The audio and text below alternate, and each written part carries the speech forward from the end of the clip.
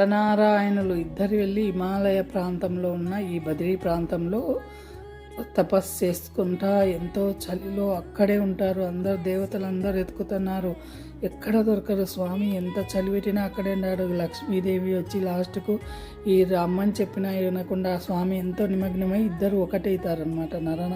హరిహరాదులు ఇద్దరు ఒకటయ్యి అమ్మవారికి వెళ్ళి రావట్లేదని బద్రీ చెట్టుగా మారి చెట్టులో ఉండిపోతుంది.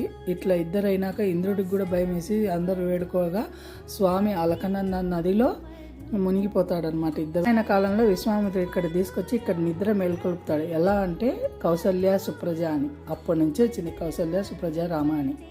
ఇప్పుడు శంకరాచార్యుడు వస్తారు. మళ్ళీ శంకరాచార్యుడు నదిలో దిగిన తర్వాత అలకనందలో స్వామి దొరికి ఆ స్వామిని తీసుకెళ్ళి ఆ పైన కొండపైన పెట్టి ఇట్లా బద్రీక్షేత్రంగా వెలిసింది. కేరళ వాళ్ళే పండితులు ఉంటారు, ఆ శంకరాచార్యుల వాళ్ళు అందరం బాగుండాలి, అందరం ఆనందంగా ఉండాలి.